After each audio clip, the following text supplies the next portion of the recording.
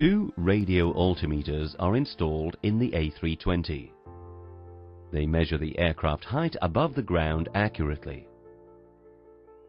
There are no radio altimeter controls in the cockpit. Both radio altimeters come on automatically when AC power is applied to the aircraft. After a brief self-test, the radio altimeters are in a standby mode during ground operations. They become active at liftoff and then operate continuously until touchdown.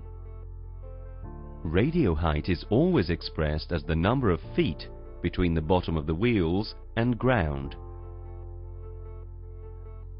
Radio altimeter data is supplied to several different users and is displayed on both PFDs at all times below 2,500 feet above ground level. Normally, radio altimeter 1 RA1 height is displayed on the captain's PFD and radio altimeter 2 on the first officer's PFD. The radio altitude display on the PFD changes in color and size based on height above ground and/or proximity to the decision height. This color-coded digital readout is coupled with a white ground indication line and a red ground ribbon on the altimeter scale. The ground indication line and the red ground ribbon correspond to the raising ground level when the aircraft is descending. As the aircraft descends below approximately 500 feet above ground level, the red ribbon appears at the bottom of the altimeter scale and begins to move up. The white ground line moves from the bottom of the PFD towards the horizon. At touchdown, the ribbon is in the center of the altitude readout, and the white ground line is merged with the horizon as shown. These are designed to be used as a ground reference during autoland operations. In addition to the visual indications during approach, there is a synthetic voice for radio height announcement.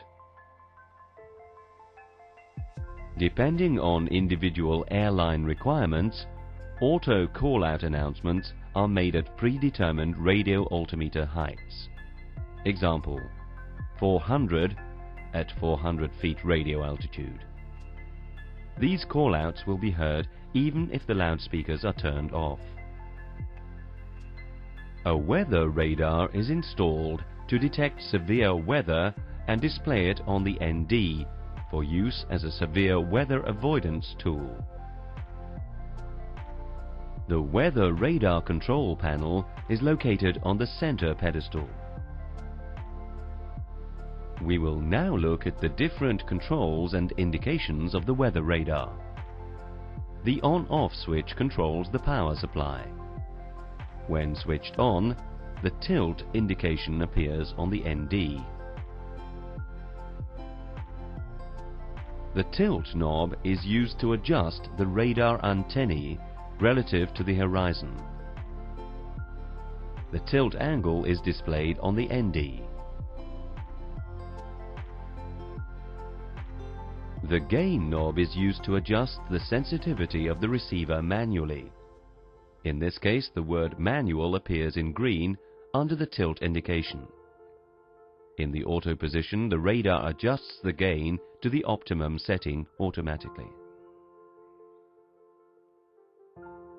And the 3-position mode selector. Weather shows the intensity of precipitation. Weather turb shows the turbulence areas in magenta. Map. The radar operates in ground mapping mode. When Auto is selected on the windshear toggle switch, the predictive windshear system generates the appropriate visual and oral annunciations. The tilt and gain are automatically controlled for the scanning. Note, in this mode, the tilt displayed on the ND indicates only the tilt value manually selected on the panel, not the real value of tilt.